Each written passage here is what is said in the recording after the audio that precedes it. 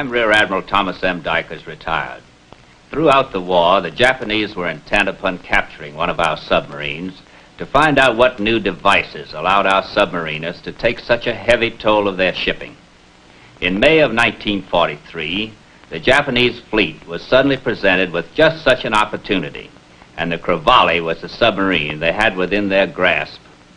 The story of the battle for this submarine begins back in Perth, West Australia, when the Admiral assigned the Crevalle a new and dangerous patrol area.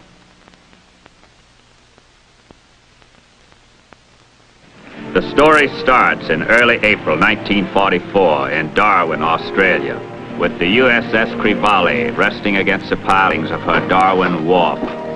Two veteran members of her crew had just been granted liberty ashore, torpedoman Edward Coates and torpedoman Frank Herndon. The officer of the deck was the Crevalle's executive officer, Lieutenant William J. Rue, a fine officer and intelligent submariner. But he had no way of knowing what would happen before the day was out.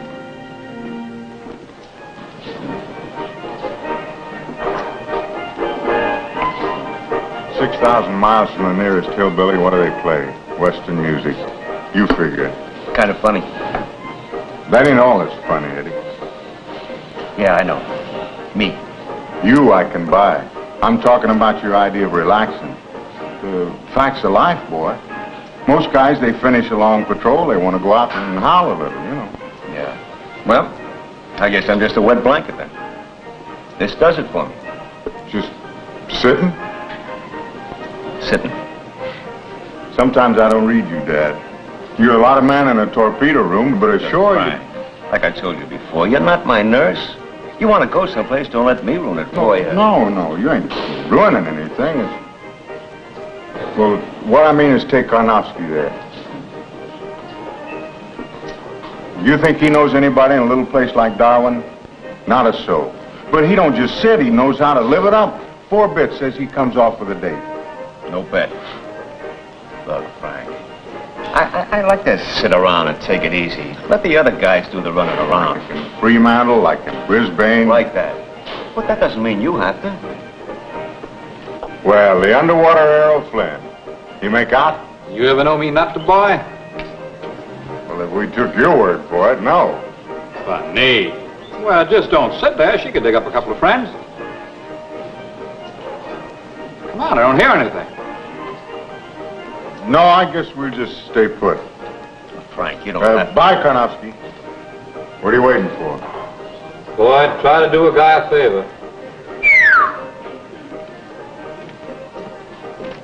Frank, what'd you want to do that for? Coffee's cold. I'll get some more. That gal's swamped.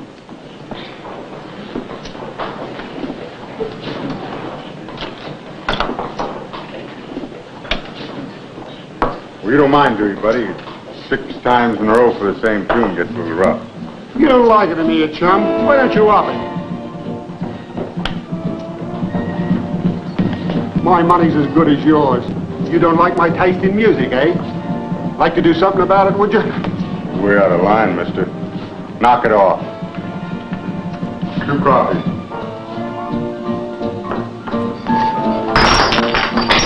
Now try to tell me that was an accident. You know it was. You're a liar, Yank. This is what happens to liars.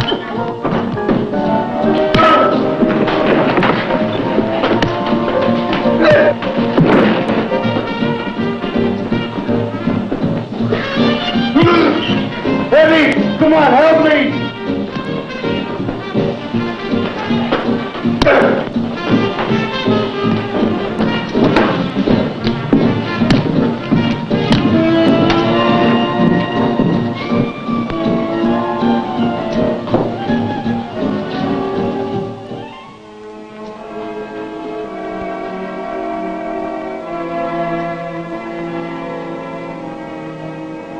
We've got several versions of this fight. The bar owner claims Herndon started it.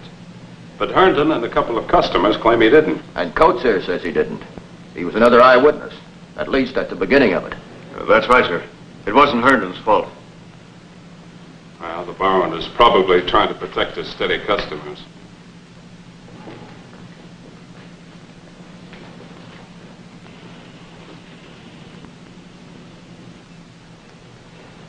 going to turn Herndon over to you. Your responsibility. Thanks.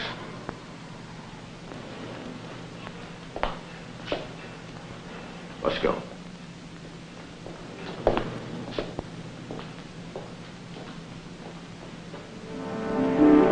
"24 hours later, the USS Krivali had left the docks of Darwin well behind. Her destination, the coastal waters north of Borneo. The Krivali's skipper on this, her third war patrol, was Lieutenant Commander Frank D. Walker from Wyoming, Ohio. An extremely well-liked captain, his ability was second to none, nor his concern for his men. Permission to come on the bridge, Captain? Granted. I'm ready to take over watch again, sir. Did you check those Borneo coastal charts? It's a rough area. An important area. The Japanese have been taking a lot of oil out of Borneo. There'll be plenty of hunting. The hard way, Captain. Those tankers will be hugging a coastline where it's real shallow. That's the point. The Admiral wants those tankers forced away from the shoreline into deep water so our shots can get a crack at them. I know it sounds like the hard way, but it'll pay off with interest. We'll be working in less than 150 feet of water just to get that shot at them. Just so we get that shot. I'll relieve you now, sir. Oh, Bill, Yes, sir. some kind of a beef going on below? What makes you think that, sir? A reaction, a feeling? Nothing serious, just a little disagreement between a couple of torpedoes. Good. It's going to be rough enough outside the ship. Yes, sir.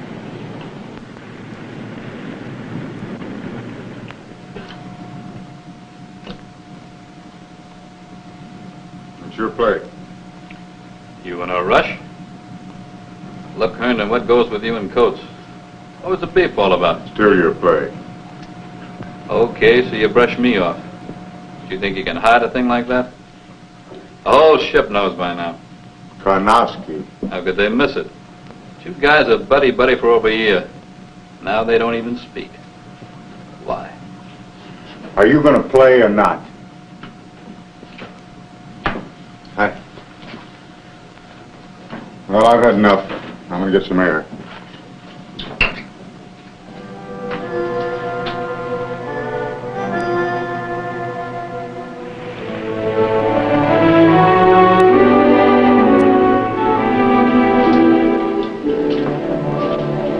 Herndon, I want to talk to you. Yes, sir. This thing between you and Coates, it's gone far enough. Well? We're just not speaking, sir. Every man aboard ship knows a beef when he sees one, from the captain on down. I want a happy ship, Herndon. This sort of thing doesn't help. Yes, sir. Herndon, did you ever stop to think how much guts it took for Coates to tell me he ran out on you that day in Darwin? Did you? But he did run, sir. Didn't he? You don't have to worry about it, sir. No one will ever know what happened. Not from me, sir.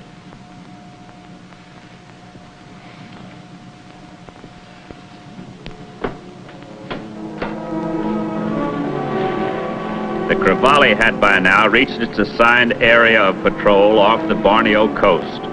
In the control room, Captain Frank Walker went over charts of the dangerous waters with his executive officer. And in the sick bay, pharmacist mate Leon Cully attended to a matter on a smaller scale.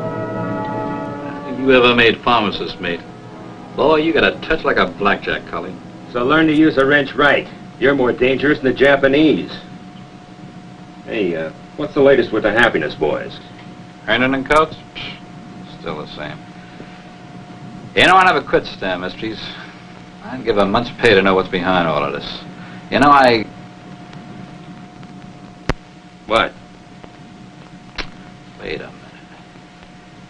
They were buddy-buddy when I left the cafe. Then I heard there was a fight in the joint, and Herndon comes back all banged up. Coates, he don't even have a scratch. I just wonder. Yeah, stow it, Karnowski. The war's outside the ship. I told you. I can't stand mysteries.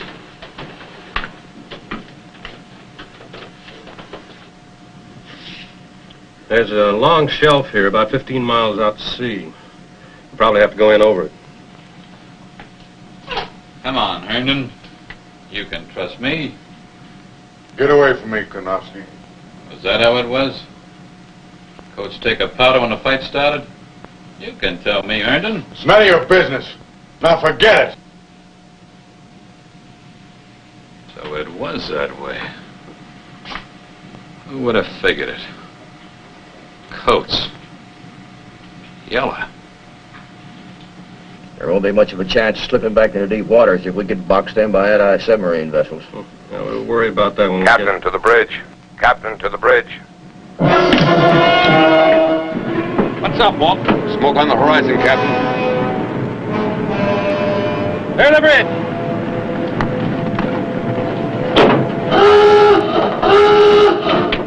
Dive! Dive!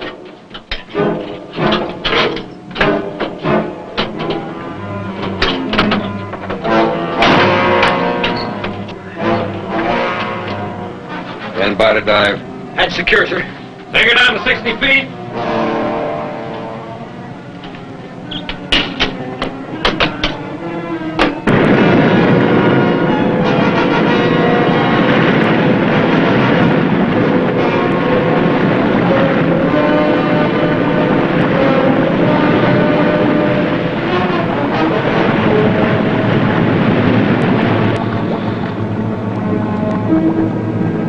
Level off at 60 feet.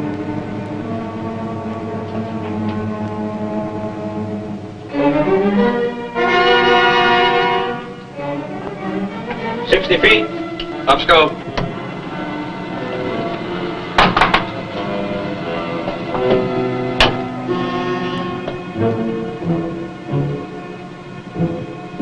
Still smoke, but a lot heavier. Give him time. Steady as you go. Steady she goes.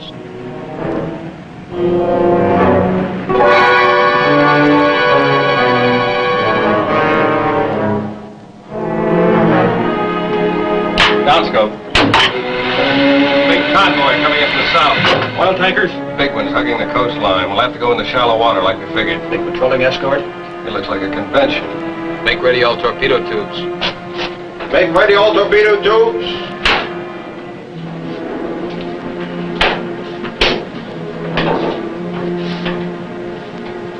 What's the look? Ain't you got enough to do?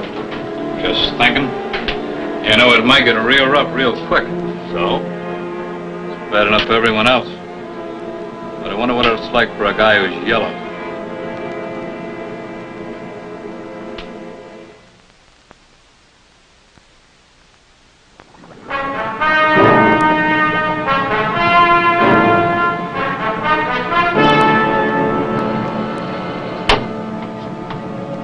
Bearing, mark. 042. Range. Mark. 1,800 yards. Down periscope. Angle on the bow, 50 starboard. Set. All torpedo tubes ready. Stand by. Bill. That's the second ship in the column. What's your guess? Like a floating dry dock to me.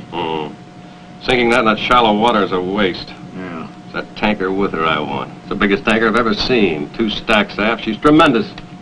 Up periscope.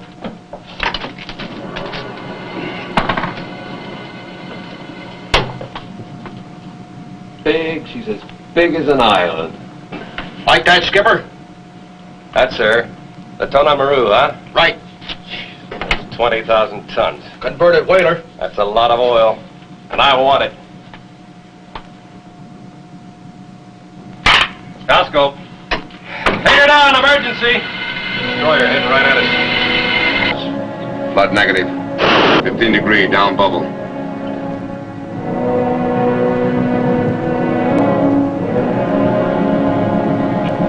Level off at 100 feet. Turn on your speaker.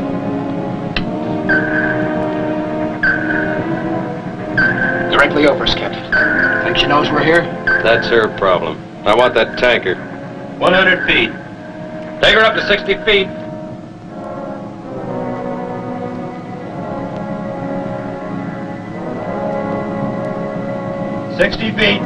Up periscope.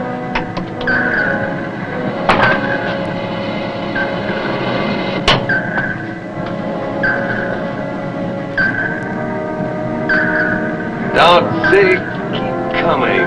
Range. Mark. 1,400 yards. Set. Fire.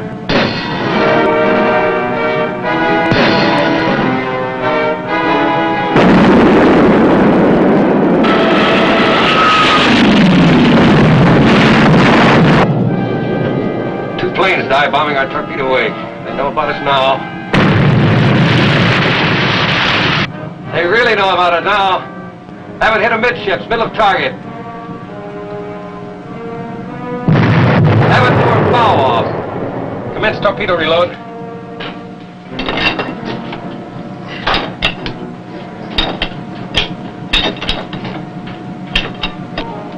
Belay the reload.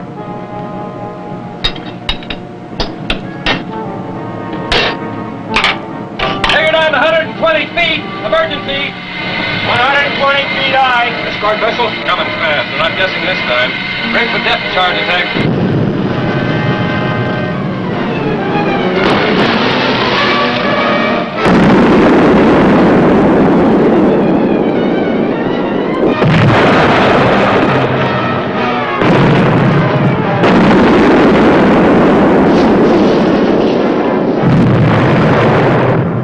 Depth charges were dropping in pattern now, and the pinging of the sound gear told Captain Walker that many vessels were on the surface above, too many for reasonable chance of escape to the open sea. The commanding officer considered his position. Lack of depth was a definite handicap, and the Crevalle was getting heavy from water leaking in. With no other possible choice, Captain Walker bottomed the Crevalle in the mud and coral at a depth of 174 feet. It was time for the most nerve-wracking period of all, the game of waiting. How long's the old man going to sit down here? Why don't you ask him? That's the trouble with the Navy. Everybody's a comic. Nobody's a straight man. You know, for a guy who's chickened out, your ex-buddy's taking a pretty... Why don't you shut up, Karnofsky?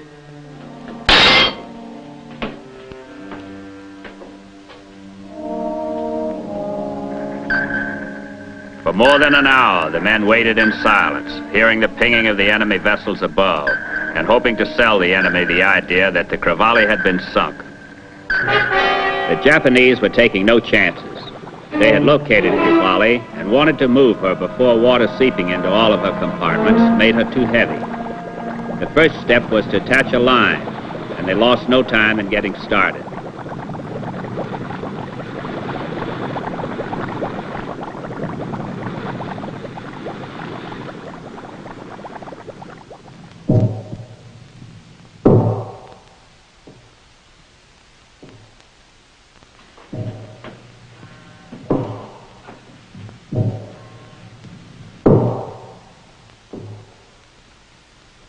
Sounds like we sold them a bill of goods, all right. Too well.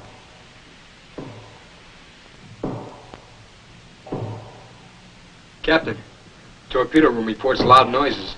They say it sounds like someone walking on deck. Captain, you don't think that... Better take a look through the boat, Bill. Let's just hope it is inside.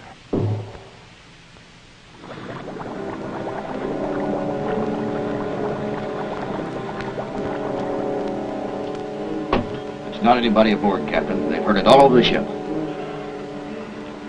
Then I guess we know what it is. It'll be easy for them to slide a depth charge down once they hook on to us. I think they'll want more than that. You mean drag us up? Be a big catch. U.S. sub, all that secret gear. Give them a lot of answers. Get ready to destroy all this secret matter, and an axe to smash sonar and radar.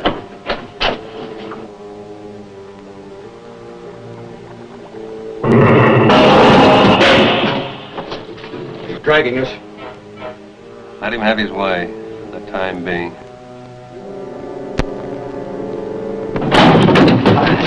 Wonder how heavy a cable he's got on us. We'll find out, just as soon as he gives us a right moment. 180 feet, at least he's pulling us into deep water. Let's hope he keeps doing it.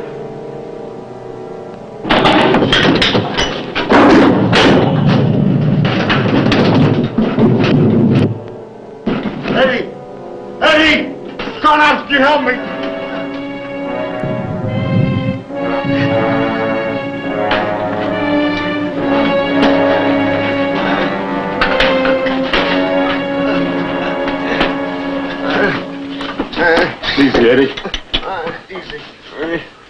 Religious. Religious. Medal. Wallet. Please. Get it. We can use all the help. Religious. What's the depth now? 195, Captain. Not yet. We'll only have one try. Better be the right one. We'll still wait.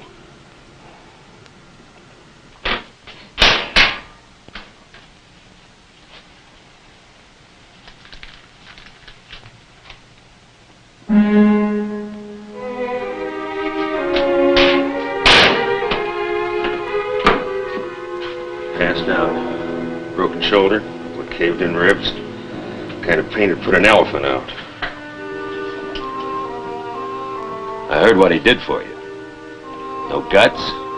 Man, you gotta be kidding. What's the clipping? About a guy the court freed. A guy that got pushed into a bar fight, hit back, and accidentally blinded a guy. Him? No wonder he wouldn't throw a punch. Who would? I got a lot of apologizing to do when he comes out of this.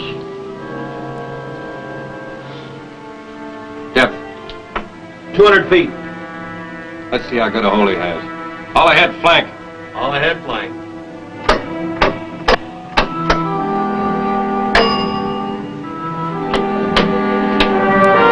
Right, full rudder. Right, full rudder.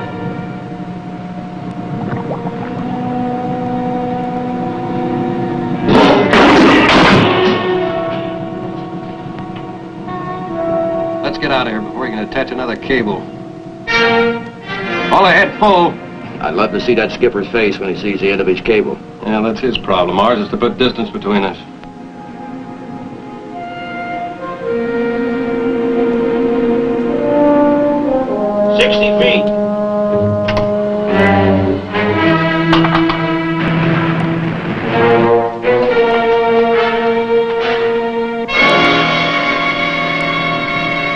Aha! Real pretty sight. Fore us a mass. Well astern.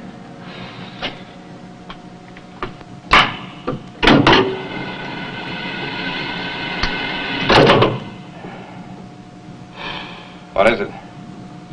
I was just thinking about that Japanese skipper. He's going to be a real mad fellow about now. Wouldn't you love to see the look on his face? I was thinking about happy fellas. 72 of them right here. Yes, sir.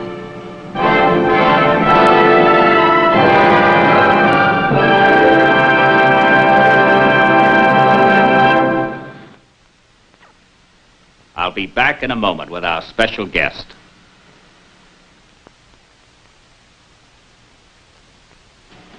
I'm very pleased to present to you the executive officer of the USS Crevalle on this patrol, Commander W.J. Rue, United States Navy.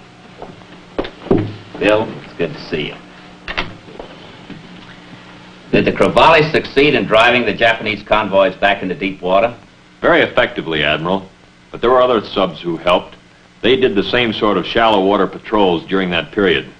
I imagine that the sinking of the Tonan Maru was the clincher. Must have been. From then on, the Japanese convoys plowed down the middle of the ocean. And that's when we shifted over to Wolfpack-style warfare.